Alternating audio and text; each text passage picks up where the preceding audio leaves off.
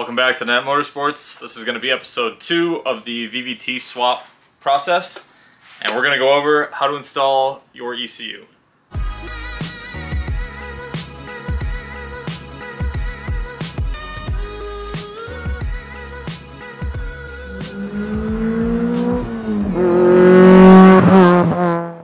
So what we've got here, mind the damage on my arm, I put my arm on a fresh bead of exhaust weld and roasted it. What we have here is a Beer Money Motorsports ECU. This is his newest board, billet box. I love these things. They are a very cost-effective option compared to a Mega Squirt, and I personally don't like the Speeduino. I've heard enough horror stories to avoid them, so I use these on most of my builds. I do use the MS3 every so often. The process will be very similar if you have a Mega Squirt. I'll just refer you to the Mega Squirt install instructions for the options port stuff. If you have a Beer Money, which I know a lot of you guys are starting to get these now, you will be able to follow this along very easily. I'll walk you through start to finish. We're gonna do an unboxing. I'm gonna put this back in the box, take it out for you. I'm gonna show you every single step of installing this into your NA6 Miata. So this will be very pertinent to a VVT swap because that's exactly what I'm doing. I'm gonna take you through the wiring that has to be done, as well as kind of some first setup stuff in the tune, just so you can get the car to fire. I will not be covering tuning because I don't wanna put tuning info out there that might be wrong. I'm not a tuner. I use remote tuners or local guys. If you wanna tune it yourself, please go check out Greg Peters' the Car Passion channel. He's got a ton of videos on tuning stuff, and it's going to be way more resourceful than me trying to stumble through it. So we'll get you installed. We'll get you with like an initial fire up setup, and hopefully you can get your car running, and then that will be the end of this episode. I do apologize for the delay. It's been an absolutely hectic week and a half. We just got an offer accepted on a new house. We are now in the process of selling this house. The garage is like sort of organized now. The house is absolutely empty for listing pictures, and it's a good thing. It's a bigger house. It's on 7.5 acres, and we're going to be putting a shop in the backyard, so I will be documenting the shop process and stuff like that. So it's just kind of thrown a wrench into my entire life for the last week and a half, and it's been like super annoying. So yeah, I guess let's stop chatting and let's get into the unboxing. So this is what you get in the box. I already took it out of all the packaging, but this is what you're left with. If Jesse hates you, he writes little notes because you've screwed your TPS wiring up like twice, and he'll never let you live it down. But in here is the ECU, and this is going to be the options port and O2 sensor plug-in. So in the box, you are greeted with a cable, and if you know, this is a printer cable, so USB to whatever this connection is. If you for some reason lose this, you can go to your local Best Buy or whatever, and you can get a 90-degree printer output cable. So this is like what you plug your laptop into your printer with. It's super nice because like the Mega Squirts use a Mega Squirt specific cable. This is like a super cheap option if you lose this, but don't lose it. Most important part, your $800 stickers comes with a free ECU, so save these, put them on something cool. And then in here, you are met with the ECU itself. So these are his pretty new billet cases. So these are all CNC'd aluminum. It's anodized orange, and then he laser engraves the logo on the top of it, which is super nice. And then if you look around the outside, you'll see there are provisions like threaded holes. Those are all for mounting in the stock ECU location, which is super sweet. Mega Squirt, Haltech, all that kind of stuff, they don't come with a way to mount it in the car, and you kind of got to rig up your own brackets. So super nice. I like that. I have a set of OEM brackets we're going to be using for this. So it makes install very easy. And let's just kind of go over the case itself. So we've got the port here. This is for the laptop cable. We have this here. This is that MAP reference line, so manifold absolute pressure reference line. This is where you will run a line from your ECU through the firewall into your intake manifold. So post throttle body, I can show you, I showed it in the last episode, there is a line that comes through the firewall already on his car, and that's going to go into here and into the intake manifold. So that gives the ECU your manifold pressure, there's a little sensor in here. And then on the bottom here, you have plugs, which will look a little bit different than a stock 90 to 93 ECU. But you're gonna have your main 2 ports here, and then your options port, which is on this harness, plugs into that port right there. So it is plug and play for these 2. And then this is what we're gonna use for an options port, and this I believe is for automatics only, but you don't actually plug anything into that. So one really nice feature with this is the pre-built options connector. So I'm just gonna plug this in so it makes a little more sense.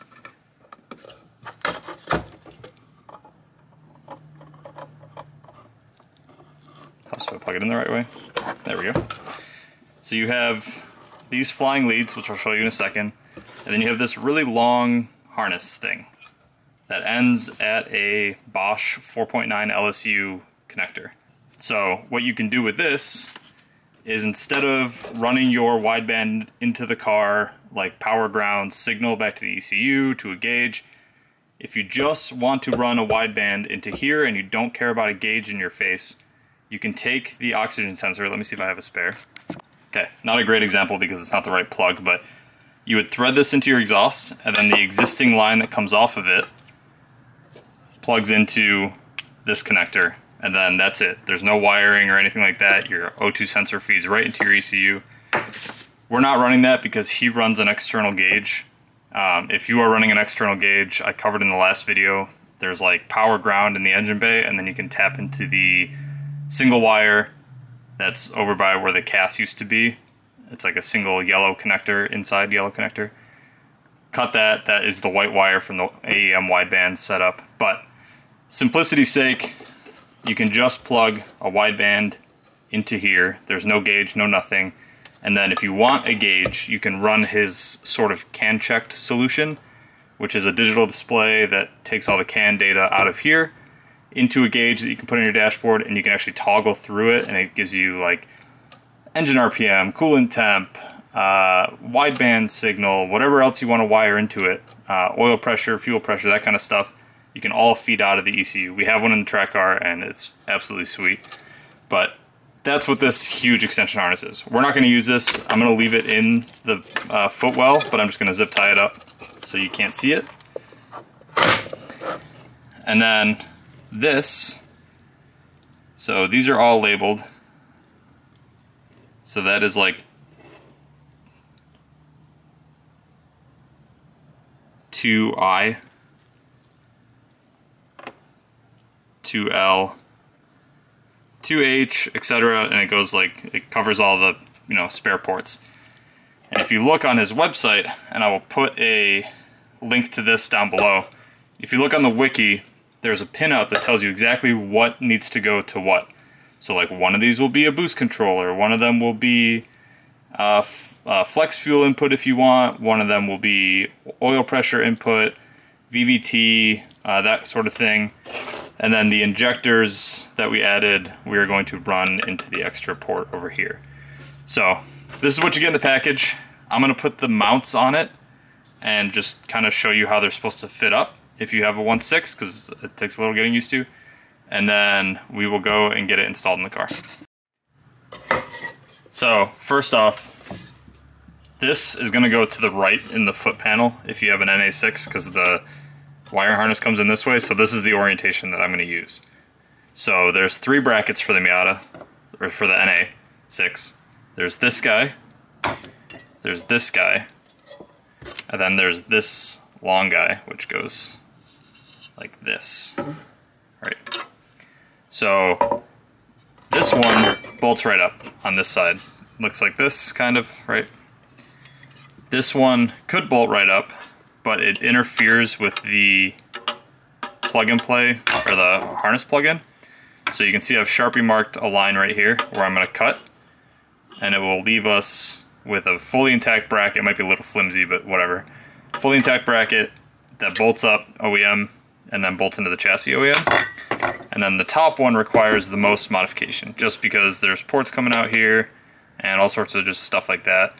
So what I do is, you can see I've marked kind of over from where the USB port is, up, over, and I'm going to trim it all the way down. So I'm just going to be left with like kind of this section here. This will be gone. And I'm going to try to make this a little bit thicker so it's a little tighter and stronger. What I'm going to do is plug that USB in actually, and we'll get a measurement. Okay, USB is plugged in. It sits in pretty far.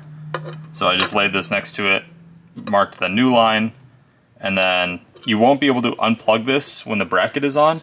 But if you've ever had an ECU and you're trying to tune it and this cable comes undone, it's super annoying. So this is almost kind of a safety to keep it in check. So I'm going to go modify these two brackets. I'm just going to cut this kind of all the way over here and up, something like that. This part will go away. And then I'm going to cut this guy. This part will go away. And I'll bring you back and we'll get it mounted up. And then we can technically throw it in the car. So remember to deburr your edges so you don't cut yourself or cut any wiring or anything like that. These are both chopped. They're actually still very rigid. Even this one, still very rigid. So now you take your regular Miata screws and you just screw it in.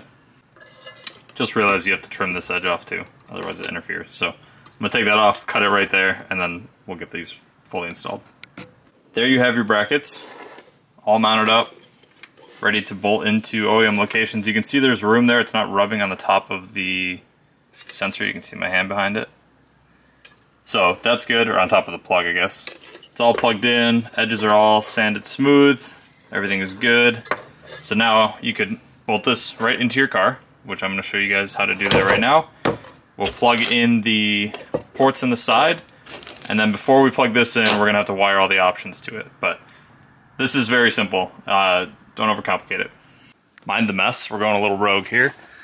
So it's a little dark in here. Let's see if I can set this light up.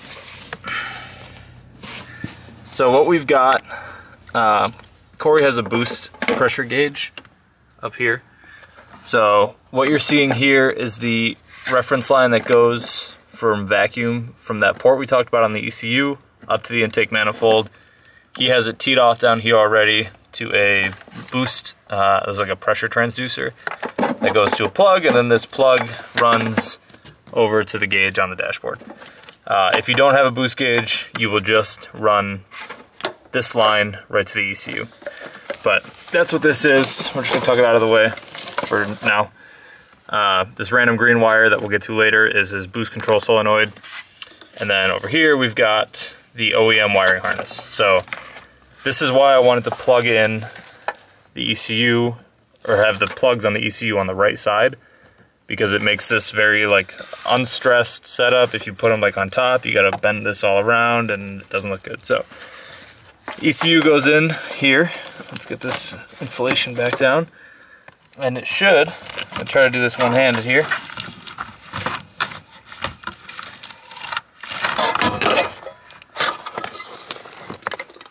So, harness over the top. Get the wideband up on, or the boost vacuum line up on top. The little, oh my god, the little brackets here, and the other one is over here, go on the OEM studs here, and there's one over there. And then that top bracket goes up onto this stud right here. So it'll just slide on for now, and then when you put the kick panel back in at the end, that is what secures it. So don't put any bolts in this yet. You can just install it up in there. Try to one-handed.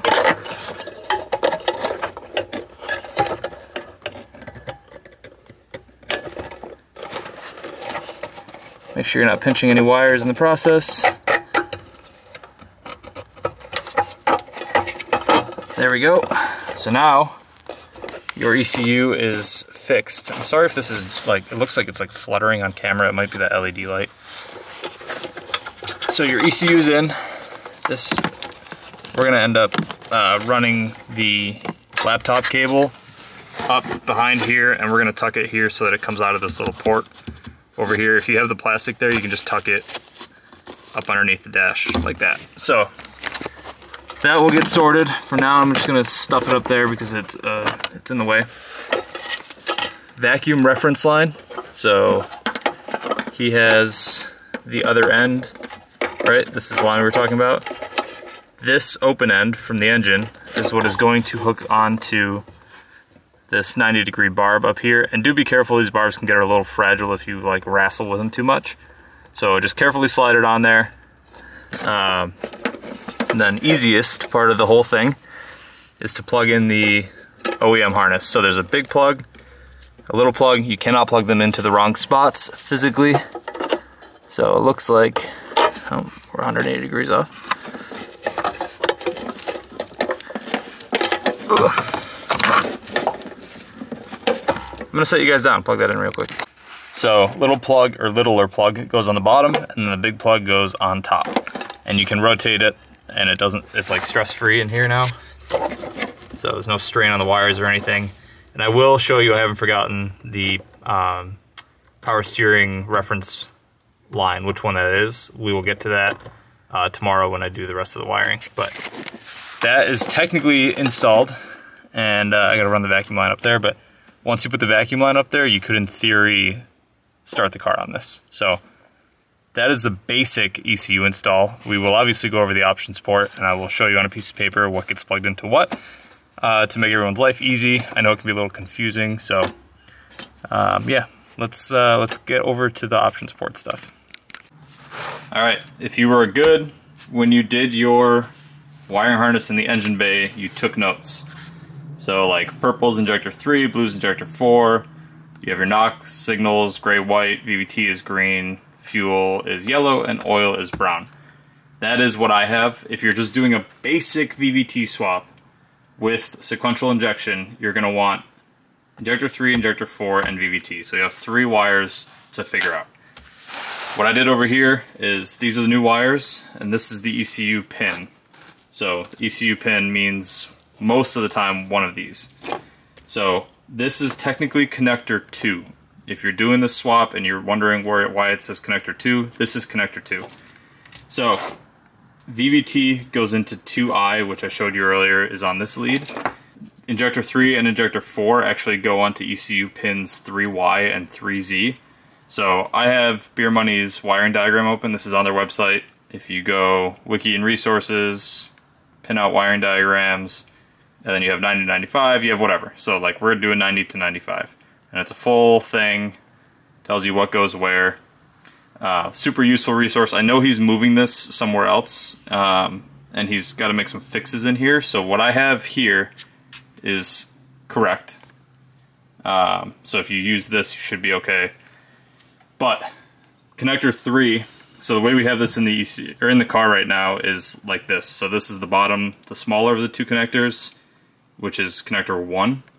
This is the bigger of the 2 OEM connectors, that's connector 3. And I mean, if you zoom in, it'll tell you like 2.0, whatever. Connector 4 is the little guy that we don't use. Connector 1 is the smaller of the factory harness. And then connector 3 is the bigger of the factory harness. So, pins 3Y and 3Z are the leftmost, or in our case, mounted in the car, the topmost pins. The topmost pins are where injector 3 and 4 go. Make sure you put injector 3 into 3Y and injector 4 into 3Z. If you flip them, it's going to fire at the wrong time. But that's that. VVT is going to go into 2I, which on the options port plug, if you're looking at with the latch or with the button on top, it is the 4th over from the left. So it's this guy right here. That's 2I. That would be your VVT input. Splice that, crimp it onto the flying lead that you just brought in from the engine bay, and you'll be done. If you want to add anything else, and I'm going to have to confirm with Jesse on these bottom ones, but if you want to add anything else, like knock ground is just going to go into 2O. Knock output is going to go into 2P. Fuel sensor, so it's another signal like an oil sensor, is going to go into pin 3R, so that'll be on the bigger harness, bigger plug. Oil pressure sensor is going to go into 2M. You'll see it's listed as a pressure input on the wiki. Boost, which we have another green wire, so that's a little confusing, try to keep them separate. Boost is going to go into pin 2J, which is on this right here. Same with 2M is on here. And then for O2 sensor stuff, I'm going to use, and again I'm going to confirm this and I'll put on here if I'm right or wrong, I'm going to use pin 2A for power, so you need a 12 volt switched power. I'm going to use 2D for the ground, and then for O2 signal on connector 3, there is a, let's see, let's go to connector 3 down here. So 3N, oops, 3N is external wideband signal. So we're going to use that to feed our white wire from the AEM. Again, if you're using just a regular sensor and you want to plug it into this, that is great. I'm not doing that. Quick camera fix, I updated this because I had this backwards.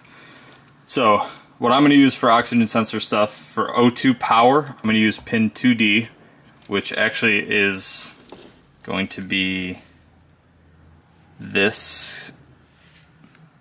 Let's see if I can get it to focus nicely. It's going to be, so that top left is pin 2B in this case. So it'll be A, B, C will be the bottom one pin over, D will be this one. Feeds into this loom. So since I'm not using this, I'm probably just going to end up cutting this off and just using the leads that come out of it.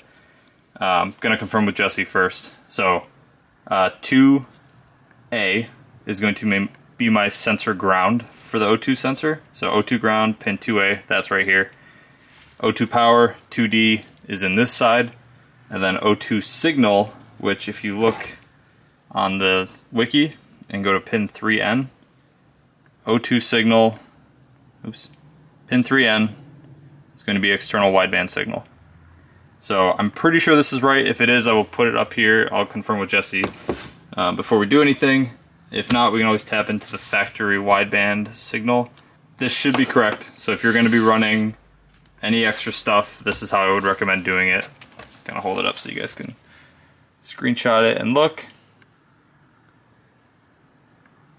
We'll head over to the car. We'll see what the harness coming in through the chassis looks like, and we will start to essentially connect the dots. Alright, we are back. It's the next day. I'm here between house showings for a couple hours, so I'm going to try and knock this out. I talked to Jesse, and he said that this is okay. This works. So we're going to use 2D, which was part of that harness. You can see I cut it off. This is the harness that goes to the O2 sensor. I cut it off kind of to the same length as the other ones, and the one that we need out of here is pin 2D, which is going to be next to pin 2B.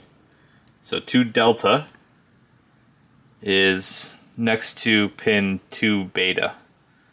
So we're going to want 2B, 2A, right?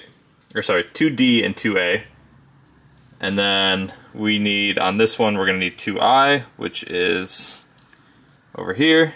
2O, which we got to find. 2O is right here. 2P is right here. 2M. I love that he labels these. Thank you, Jesse. 2M and 2J. Okay. So these are the wires we're going to use from the options port for this setup. These are the wires we are not going to use. So what I'm going to do is slide some heat shrink over this, seal these up so that they are not interfering with anything. I'm not going to cut them short because if you ever want to add anything, you need to have these wires in here. So we're just going to shrink them up so they're out of the way, and then we will get to putting this setup in the car. I've got them heat shrunk. I accidentally left 2B out for some reason. And then now what I've done is I've taken all of them and put little painter's tape on them temporarily so that when I go into the car I know which one goes to what. So like 2P is going to be our knock output, which is a white wire, so I just wrote white. Pin 2J, which is boost, it's the second green wire in there. I know which one it is just because it comes from a different spot.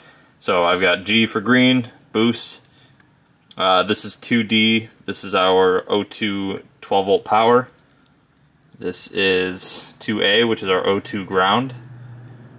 This is 2I, which is green, which is our VVT signal. And then 2O is gray, which is Napp ground. And yeah, that should be it. So that is it for pin 2. So that will cover this one, this one, this one, this one, this one, this one, and this one. So 1, 2, 3, 4, 5, 6, 7. 1, 2, 3, 4, 5, 6, 7. Now these we're gonna have to do in the car. That's O2 signal, fuel sensor, injector, and injector. But first, let's just knock this guy out. Let me take you through the mess that I just made. It will make more sense if I explain it after the fact than if I showed you guys before I did it, so I went ahead and did it. This was the harness we had coming through the dashboard, right? There's all these wires. So orange, red, and black were the extra pinouts we made on the last episode. These are just coiled up because currently they don't go anywhere in the engine bay, so they don't go anywhere down here. This is just like, in case he wants to add options or anything like that, he can just run these to the options port, and then he can run the wires in the engine bay to wherever he wants. So this is just extra. I don't want to pin it to the options port because then it's just unnecessary. These 3 wires, blue, yellow, and purple, are the connector wires that have to go to pin 3, or connector 3, sorry, out of the chassis harness that we ran.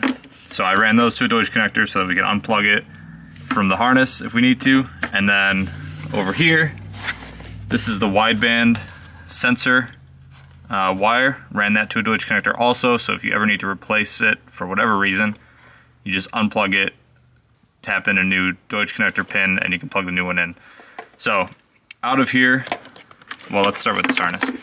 So here we've got 4 wires that we needed for the options port. Gray was our Napp ground, white was our Napp output, green is our VVT wire, and blue is the oil pressure sender. Those ran to all the wires I called out earlier on this options port. And then we also ran this green wire, which obviously it looks a little tense right now. When it's tucked up in there, it'll be fine. This is our boost control solenoid, the MAC valve. So that goes into 2J on here. And then we also have our power and our ground that go into 2A and 2D respectively on the options port. So options port is wired in. We can plug this in. I heat shrunk all the crimps. Everything's good. This is technically done. The next thing we have to do is wire in O2 signal, and then injector 3, 4, and the fuel pressure, and the fuel pressure solenoid, so, or fuel pressure sensor, whatever. So that goes into pin 3, or connector 3, which I believe is the one on top.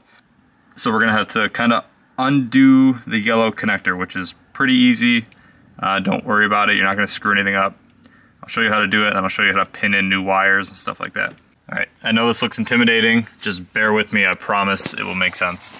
So we have the 2 ECU connectors, I unplugged them. Connector 3 on an NA6 is bigger, so this is connector 3. This is connector 1. This is the one that we had up on top there. This is the one that we're gonna have to wire everything into. So we need to do injectors 3 and 4, fuel pressure, and wideband signal. So the only problem here, and I'm waiting for Jesse to text me to see if there's any tricks, these are special connector ends that are like made for the ECU. So I have, just because I've done too many different types of ECUs, I have pre-pinned ones. I'm gonna see if I can find a source for these, and I'll put them down below in the description so you guys can get your own. I'm sure you can just buy these ends and crimp them yourself, or buy flying leads like this. These just terminate. And then, but what I'm gonna do is show you guys how to open this, because we need to add 3 wires.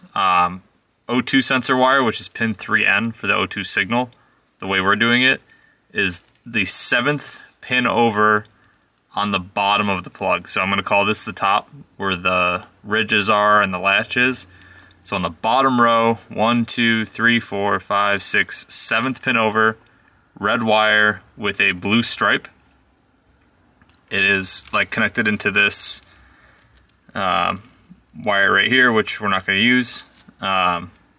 This is going to be O2 signal. So I've cut it, I've already crimped it back, or stripped it back, sorry, and that will feed into the white wire from our wideband setup. So that'll end up getting crimped. These two will end up getting crimped together, and then we will have O2 signal to the ECU. And the injectors, so this is pretty easy. If you're looking at the plug from the back, that's the top. The two leftmost ports are injector 3 on the top and injector 4 on the bottom. So you can see right there, the two that don't have anything in them on the left. Top is 3, bottom is 4.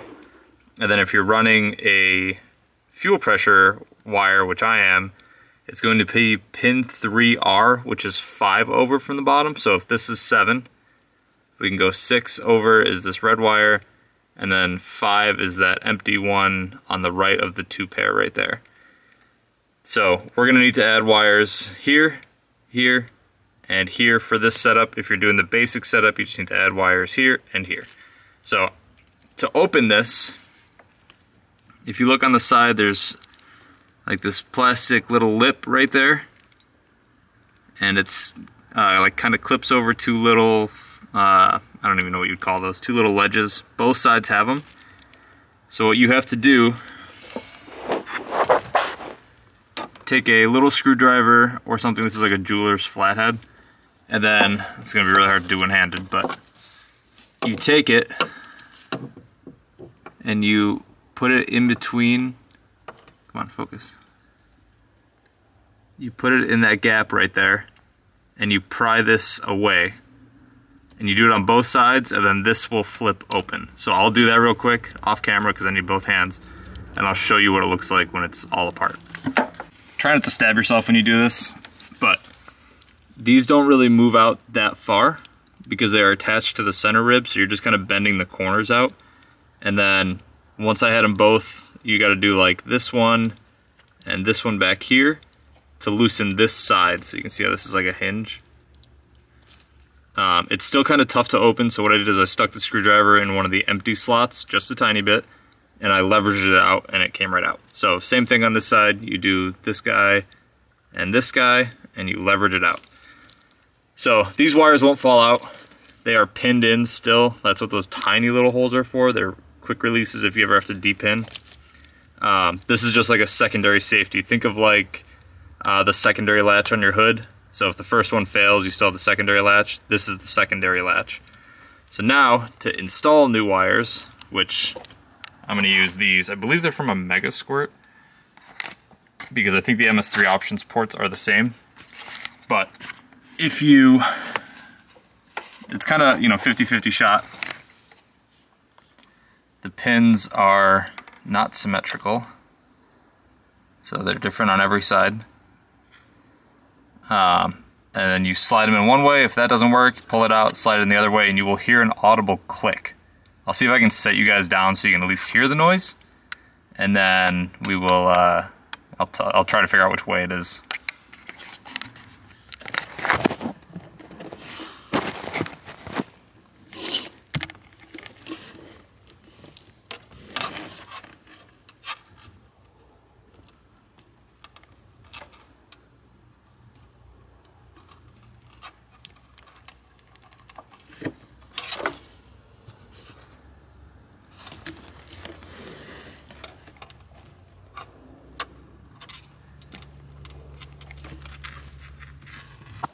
So these went in pretty easy, but to simplify it, see how there's like a U? Come on, focus on my hand. See how there's a raised edge, and then it goes down flat, and then it comes back up? That is the up orientation. So if you put this pin in with the plug in the upright position, so that the push button release is on top, it should click right in. And pin 3R in this case is a smaller pin. So these are the two bigger wires, and this is the smaller wire. If you're just doing sequential, you just need the bigger gauge wires. And then when you're done, you're gonna take it and you just clip it back together, just like that. That's it. And now you're left with the flying lead harness. So you got your 3 wires there, and then you have your wire for O2 sensor here. And the next part is literally just connect A to B. So you have your injector 3 wire, which is right here. That will go to your injector 3 wire off of the engine bay.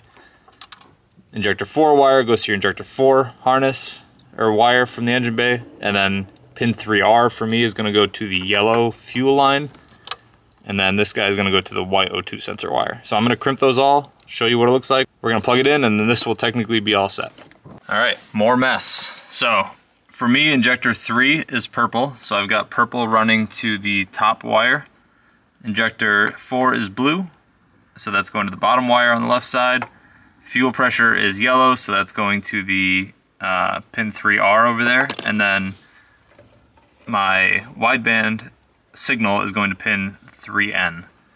So this is technically wired up. I'm going to plug, this gets plugged into here. This gets plugged into the ECU. We'll plug all that in a second, but I do want to show you guys the trick for the power steering line, because I promised that. So there's that power steering sensor line that if you want to use that for like an IAT input, the line is dead in the engine bay, so you can cut it, steal it. I mentioned this in the last episode. Runs into here, and then you can steal it down here and essentially move it to the right pin. It's me from the future, here to tell you about the power steering wire hack.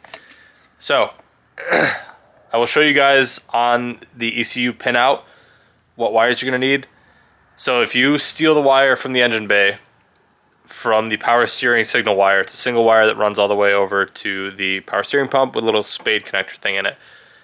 That is originally pin 1P. P as in Peter, in the ECU. The IAT wire that we need to send that signal to is 3P. So it's P to P. 1P to 3P. So what you're going to do is tap in the engine bay. You're going to run the IAT ground to just the chassis anywhere. Any ground bolt on the chassis will work. And then you're going to run the other wire to the power steering signal wire.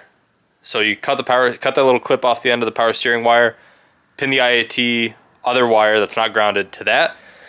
That automatically feeds it through the firewall, and then in the footwell, you're going to have to change pin 1P to pin 3P, and the easiest way to do that is to cut it, and then cut 3P, and then splice them together. Don't try to de-pin, because the harnesses aren't the same length, and it just will not work. So I'm going to try to show you where that is IRL, and then I'm also going to show you on a schematic where it is. So here on the schematic, you can see 1P is right there, so it's 4 over from the bottom left when the bumps are at the top. So bumps at the top on this plug, 4 over from the bottom left is looks like a blue wire with a yellow stripe. It's that guy right there. So what you can do is undo this loom, cut the wire somewhere up here, and then just heat shrink the end that goes into the ECU. And then we need to put it into pin 3P on here, which, if we scroll over, 3P is right there, so it's 1, 2, 3, 4, 5, 6 over. So if we go 1, 2, 3, 4, 5, 6, it is this red with green wire. So if we go 6 over, we go 1, 2, 3, it skips 1 for 4, 5, and then 6 is a red wire. It's kind of hard to do with one hand. Red wire with a green stripe. That kind of just goes up into the loom. What you can do is cut that farther up the loom, and then you just crimp together the wire you cut on the harness side of this to the wire you cut on the connector side of this. So you will take the 1P wire from the little one, and it will run into the 3P pin on the new connector, or on the bigger connector. And that's it. That's how you cheat your IAT wire through. The other option is obviously to do the AFM connector, which I'll post it here. I'll show it either before this or after this also. But you can just jump to the AFM. It's the leftmost pin, and then 2 over from that. That is your non-polarity. It doesn't matter which one goes to what. But one of those is ground, and one of those is to pin 3P. So this way's cleaner because you don't have to run a huge wire all the way across your engine bay. You can just cut it and splice it in right there. But to each their own. This is just a cool little hack to not have to run an extra wire. So not super clean just because there's so many wires tucked in there, but this is how it looks, all pretty much ready to go. I'm going to put the kick panel over it, screw it down, and then the ECU install is complete. I ran this the USB cable wire. If you just feed it right up through here, out and out, you have USB, and then you can like tuck it right back in there when you're not using it, and it's out of everybody's way. So this is fully installed. The next step is going to be to do the fuel pump trigger in the engine bay. So going to be a little hard for me to explain because he doesn't have an AFM controller. I'm probably going to have to do something down here. I'm going to try to find his AFM wiring in the engine bay so I can explain it, but there is one more thing we have to do. So I'm back. It's been a few days. We've had open houses and I haven't been able to be here and all that stuff. So good news is our house sold. So that nightmare is over. And we're going to get back to getting this car fired up, and I'm planning on starting it today. So we have one wiring thing left to do, and then we should be able to go through the ECU and get all that stuff figured out and try to fire it up. So the thing we have to do is essentially jump a wire so that the fuel pump triggers when you key on. You don't have to do this for Mega Squirt, but if you have a Haul Tech, you have to do this. If you have a Beer Money, you have to do this. It's very simple. I had to do some digging because somebody at some point cut the AFM sensor off, so I couldn't use the pin locations. I have to use the colors. I'm going to show you guys both. I'll put a picture up on screen when I get to it of what pins you need to jump, and then I'm going to show you guys on camera what wires you need to jump. So if you have the connector, you can jump the pins. If you don't have the connector or you want to delete the connector, which is cleaner, you can cut the connector off and use just the wires. And also, excuse my voice, I currently have the vid. I got it like 2 days ago, and I'm on the recovery, but I have a cough still, and my nose is a little stuffy, but we're powering through it because I want to get this thing running. So I peeled back his loom here, and this gray harness is the AFM connector. So typically there would be one of those big rectangular plugs on the end of this thing. He doesn't have it because he's using these for IAT, which you can also do. It is the black with green stripe and the red with green stripe, and if you look at the connector, it is the leftmost and then 2 over from that. I'll put the picture up here. And then also while we're here, to do the fuel pump thing, you want to use the second from the left and then the upmost right plug, I believe. So I'll put the picture up here and I will point to them. Those are the ones you want to jump if you're going to keep the connector. If you want to cut the connector off, you'll be left with 7 wires.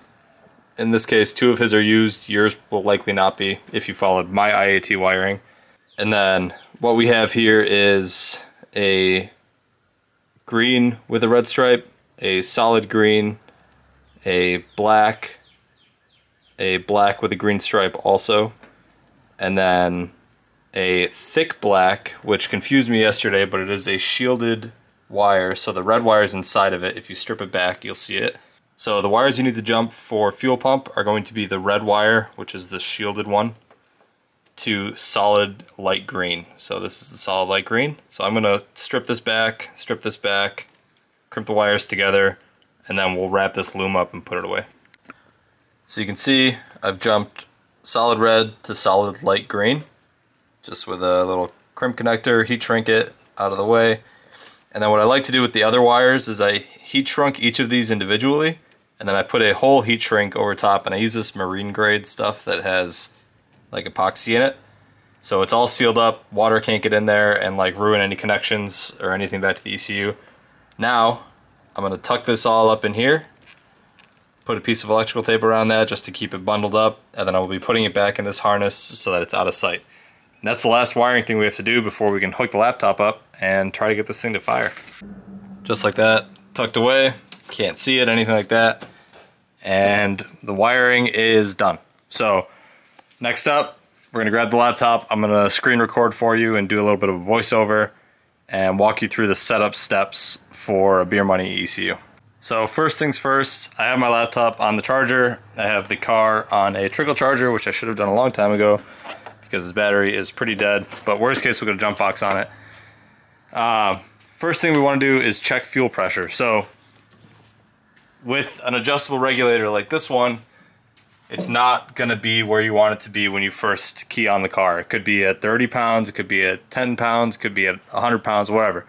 You want your fuel pressure around 3 bar, which is 44.1 psi or 45 psi is pretty acceptable. Anywhere in that range is good. We will tell the ECU what it is, but this one is nice and easy. So what we'll do, I've already checked it, but you'll know you did your wiring right if when you key on, you can hear the fuel pump prime, and I'm not gonna be fast enough, but that gauge will peak out at a value while it's priming, and then it'll dip just a tiny bit. You want to essentially key on, run over, see what it's at, make an adjustment, key off, key on, redo that. So I did it a bunch, and on this gauge it's really nice because all you do is turn this knob clockwise to increase, counterclockwise to decrease pressure. And this is now set to 45 psi. So fuel pressure is set, fuel pressure is good. It's also a good time to check for leaks. I don't smell any leaks. The fuel pressure is holding. Once it dips after the prime, it's holding where, you know, it's not dropping down to 0. If you see it dropping to 0 and you have a 300 or less fuel pump, it is because you have a leak somewhere.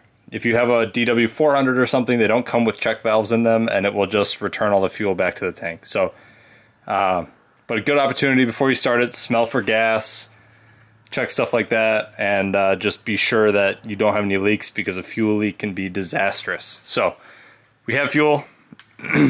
Now it's time to plug the laptop in and we will get going on the base setup. Okay, I've already started the car just to make sure. We actually had to replace the ignition switch over here. That was faulty, so I worked out all the kinks. The car starts now, but I want to run you guys through how to set up the ECU in Tuner Studio so that you can start your car. So for starters, if you bought your injectors from Fuel Injector Clinic, they come with this really nice sheet of paper that will tell you your average flow rate at 43.5 psi, which we're at 45, so close enough, is 1,003 cc a minute.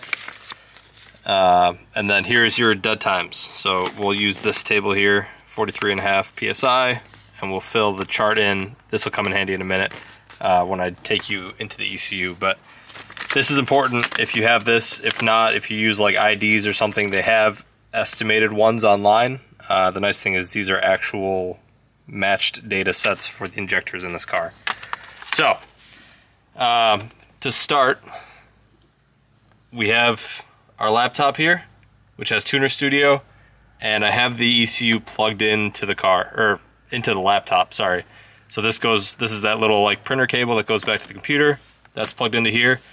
The car is currently in the off position, but with a Beer Money, you can power the ECU through the laptop, which is kind of cool. So I can make I can do some, you know, pre-setup stuff without powering the car on, and then once we're there, we can power the car on and do some final stuff like TPS and stuff like that. So I'm going to take you into the laptop, and we will work through the settings that I know on how to get this thing started, and then we'll fire the car up for you. So, for starters, you want to make sure you have Tuner Studio MS on your computer. So we can go ahead and open this, and you'll be met with this initial login page here. We don't have to do anything just yet. The next thing you should do is open your File Explorer, so I'll start from scratch. File Explorer, go to Documents, Tuner Studio Projects, and then you'll see I have a bunch of stuff here. Make a new folder, so like new folder, and then I already made one, but I'm calling it video example because that's what I'm using this as, a video example. And then go ahead and plug in your ECU to the laptop, and you should get this pop up here. So this is essentially treating the ECU as a hard drive, and the file that we need is this Proteus F7 configuration settings. So go ahead and copy that, set it over here in your video example folder, or whatever folder you named it, and then we're going to go back to Tuner Studio, press create a new project. We'll call this one video example. I recommend naming it something relevant, so like this car is actually Corey's turbo VVT swap, so that is the tune that I'm going to use. But this is the one that we're going to use for this. And then you want to point this directory, so where's the video example? So we want to put it in here. Hit select, and it's going to make another subfolder in that folder, which is fine. The next thing you want to do is detect the firmware. So if you just hit detect with the ECU plugged in, this takes a couple minutes. So now it's found our ECU. It's in port communications 4, which is just the USB slot that I put it into. It is a Russ EFI, and here's all the info. We're going to accept. It's going to give us an error, which is fine. Just press OK, and then go to Other Browse. What we have to do now is point it to that file that we transferred off of the ECU hard drive.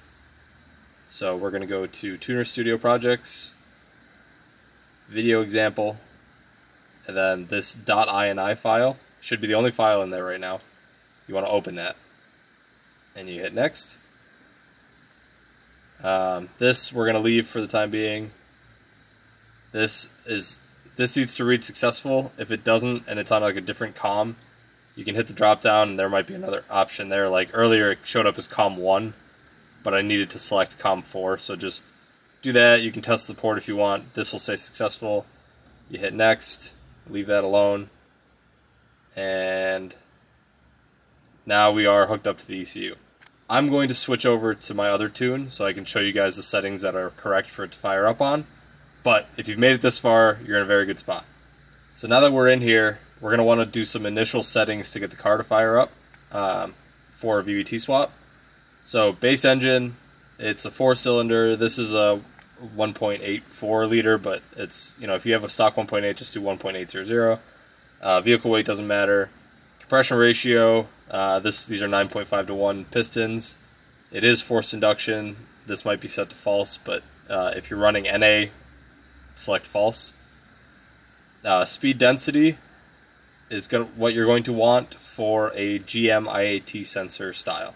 The only time you would want something else like alpha N is if you're running ITBs, and you need to leave that to your tuner because I have no idea how to do that. So if you make any changes in here, hit the burn button and then hit close. And then trigger, so it is a 4-stroke. I am running a 36.2 trigger wheel. This is a Boffy Racing 36.2 trigger wheel, and it is on the crankshaft. Trigger angle advance is set to 148 degrees. This seems to work mint, so we're going to leave it for now until we set base timing. Crank sensor is VR1. Invert primary is false, and that's because we've split this off into the NB style crank and cam sensor. So crank sensor is a real crank sensor, cam sensor is an actual cam sensor. So we are using the NB2 style cam position sensor that's on top of the valve cover. This is inactive. The cam sensor reads on digital 1. That's that yellow wire that we wired in last time. And none for cam sensor bank 2. False for invert cam. VVT offset 77 degrees. Intake first bank for that. Any changes, you hit burn, and then you hit close. That's all we should have to do in here for now. Fuel injection configuration. So this is where the fuel injector clinic data comes in handy. So you can see I've already done the setup in here. But our injector flow, if you look at the sheet, it says average flow rate is 1003 cc a minute. That is the same as centimeters cubed a minute. So 1003. We wired this for sequential. So that should be it. True and sequential. None, none, end of injection, volumetric flow, and none should be your settings here. Stoich is 14.7, that's just your ideal AFR, technically. And then down here on this chart is our dead times, is what you'll hear a lot of people call them. That's what they are called. This is the table I showed you a couple minutes ago on that sheet from Fuel Injector Clinic. So at 8 volts, our dead time is 2.58 milliseconds. 10 volts, it's 1.67. 12 volts, it's 1.23. 14 volts, it's 0.94. 16 volts, it's 0.74. And then they do this weird taper out thing that we're not going to need, so I just tapered out the dead time. We're never going to be in this area, so it doesn't really matter. Make those changes. Do not copy these numbers because they are not the same for every injector, and it could set you off on the wrong foot. Get the right data for your injector. Don't be lazy. Just do it right. So this is what we're going to use for my set of injectors. Burn it if you make any changes. Hit close. If you want, you can go in and test your injectors if you want to hear them fire. So you go over to your engine bay, you hit injector 1 test with the key on, and you'll hear it click, injector 2 click, injector 3 click, and injector 4 click. It does like 3 counts. It's very nice. I did it to confirm everything on this car. You can do the same thing for spark. There's an ignition coil test, so spark 2, 3, 4. Worth noting, if you do the coil test, only spark 1 and spark 3 will give you a sound because it's wasted spark. So spark 1 and 4 are shared. So if you test spark 1, you should hear noise from both. If you test spark 2, you should hear noise from, or sorry, test spark 3, you should hear noise from both 2 and 3. I got thrown off a little bit because I thought I had no spark on cylinder 4 when I was testing it, but it's just spark 1 controls 1 and 4, spark 3 controls 2 and 3. So just keep that in mind. We're not going to do that right now. If you're running R8 coils, you want to come in here. This is going to be wasted spark. 60 minus 10 is fine. Dynamic timing for now until we set base timing, which you'd use fixed. And then you need to do your ignition dwell if you're using the R8 coils. So this I copied straight from Flow Force, this column down here. So if you want to copy it, go ahead and copy it from here. It's going to be the same. Or you can go to goflowforce.com, go to the R8 coils, scroll way to the bottom, and you will find their instruction link. Copy paste the link into your browser, and it will give you your dwell settings. So this is the dwell for the R8 coils. Use it, works well. So that should be enough in theory to get this started. Jesse also provides a bass tune, at least for like a VVT swap, I believe, into an NA6 chassis, because he's provided them for me, so he should be able to list them on his site. And then there's also the Discord for the Russ EFI, which has been super useful for me. If you want that, just I'll put a link to the Discord down below. It's got a lot of good people in it who know a lot of stuff about this and who have done a lot of troubleshooting, so I would recommend checking that out. Actually, before we start, we have to do our TPS calibration. So this needs to be done with the key in the on position. So you'll watch now when I key on, it changes the TPS location. So if you do it with key off, you're going to be off voltage. So go up here into tools, calibrate TPS, we're going to get current, we're going to put our foot on the throttle all the way, we're going to get current, let off the throttle, hit accept, and it should update to roughly 0. So now when I go wide open, I'm at 100, I'm at 0. That's how you set your TPS sensor, and now we're going to go ahead and try to get this thing started. So I just had this running, so hopefully it does run again. Yeah, so we're going to start it. First start, you want to be a little bit careful because there could be leaks and stuff like that, so just keep your eyes peeled. It's nice to have a second set of hands to like watch over stuff and look in the engine bay. I'm alone right now, so I've done this enough to know what to look for. But we're gonna go ahead and get it fired up. I'm gonna idle it for a little bit and then I'm gonna shut it off.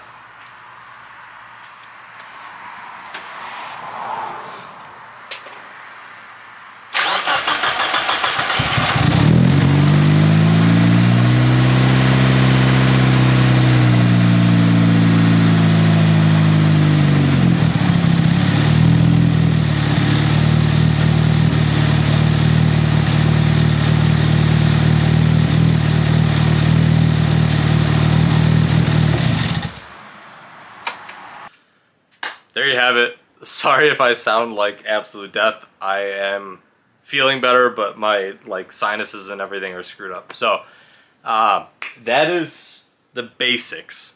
I'm not going to teach you guys how to tune. I don't know how to tune. I pay a professional to help me. Shout out Daniel. There are some good remote tuners. There are some not good remote tuners. So be very careful if you use a remote guy.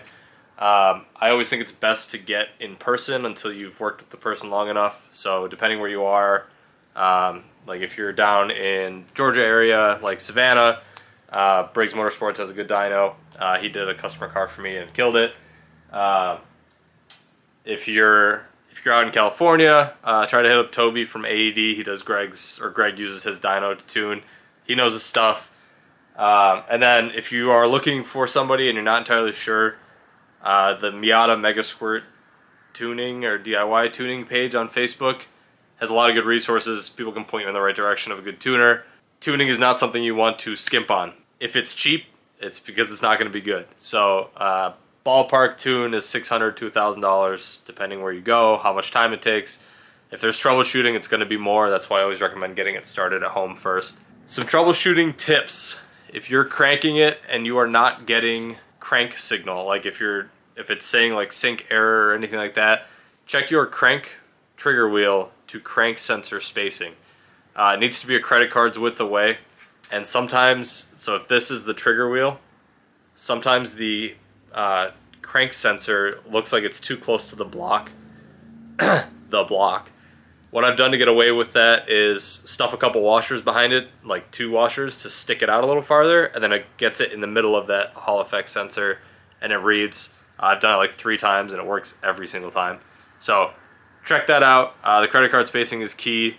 If you're getting like weird crank issues, you might just have a bad crank sensor. That's why I always put new sensors on, even if it like the engine looks clean. Just replace them all. It's not worth the risk. You can either use OEM, which is expensive, or you can do like the top tier Rock Auto ones. Don't go for the bargain basement ones because they will fail. The higher performance, or whatever you want to call it, ones from Rock Auto seem to work really well. Obviously, now's a good time to check for any leaks. Now that it's been running for a little bit, oil leaks, fuel leaks, coolant leaks, whatever. I charge these with a vacuum coolant system, so you suck all the air out. So I know it's not going to have leaks because I pulled the air out of it and it held vacuum. So we're good on that front. I'm going to give it a once over for oil. I know there's no fuel leaks because I checked when we primed the fuel pump. And yeah, so the next thing, if you have a built engine and you are doing this, or like you just rebuilt an engine or whatever, what I suggest is get it idling nice. You know, good AFRs, good all that, whatever, with your tuner. Let it get up to temperature like twice, so the fans kick on and all that stuff. Drain your oil. Get all that old stuff out of there. You have assembly lube, you have debris, there's guaranteed there's little fragments in there. Don't be afraid when it looks a little galaxy-y. It's fine. It's just part of the break-in procedure. There's just stuff in there that has to fall out. Flying Miata has a outstanding break-in procedure. It's what I suggest to everybody that I build engines for, to use for break-in. If you're just pulling a VVT out of another car and you've thrown it in here and it's already broken in and all that, just throw some fresh oil, some fresh full synthetic 10W30, none of this Rotella garbage. Throw that in there. I recommend either Valvoline or Pennzoil type stuff, or Motul if you feel like a baller. And a good filter. I use the Wix filters. I'll put the part number down below because I don't know it off the top of my head. Great filters. I use them on all my builds. And yeah, start putting some miles on it. Either tow it to a tuner, have some remote tuning done, or whatever you want to do. But now your car should run. If it's not running by this point in the video, I'm awful at troubleshooting this stuff beyond what I just said. So reach out to your tuner. They should be able to help you. Or again, the Discord for BMM. It's a great resource. I use it, and I've done too many of these swaps. So yeah, cool. So up next, this car is done for your guys' sake. I just got to do some street tuning, finish the bumper, exit exhaust, and then tow it back down to Florida for Corey. But for you guys, the next few things I'm going to do, probably going to film it right now, is what does it cost to build a Miata engine, because I get asked this all the time. I have an ITB engine build that I'm going to be starting this week. The parts are over there. It's already machined and ready to be put together, at least the bottom end. I have a 500 horsepower motor that is going to be going together for a customer in Texas. That's right next to it. Bottom end machining is all done. Just waiting on the head also. So I'm going to start that as well. And then I have my race motor for my race car NC, which is going to be high compression, CNC head, big valve, big cam, monster. That's going to be third on the list. But I will be filming all that. It's all over here. So there's the race motor. And then the other two are in like that plastic bag setup behind it. 3 totally different builds. You guys absolutely devoured the 2.5 hour engine build that I did like a year ago. That got like 1.7 million views. So I'm going to try and knock out 3 more of those for you guys. These are just going to be assembly, not the teardown, because the teardown is the same. But they will probably all be at least over 1.5 hours in length. So grab your popcorn, get ready for those. Yeah, I'm hoping to start those later this week. So I will be doing the full engine, so I will release them once the heads are done and assembled as well. But thanks for watching. Thanks for subscribing. If you guys have any comments, questions, concerns, please leave them down below. And I do look at every comment. It takes me a while to respond to them all. Like, I need to sit down and do it all at once. But I do see them all. I do reply to them all eventually. And I appreciate your guys' support in all of this. It's been awesome, so I'm going to try and keep posting more YouTube content for you. So, oh, also, new house, 7.5 acres, and we're already looking at plans for a shop. So we will be doing the entire shop build on the channel, and it's going to be sick. I'm so excited to have my own full space. So I'm tired of talking and existing right now, so I'm going to like take a little bit of a breather and try to recover from the vid. So see you guys next time.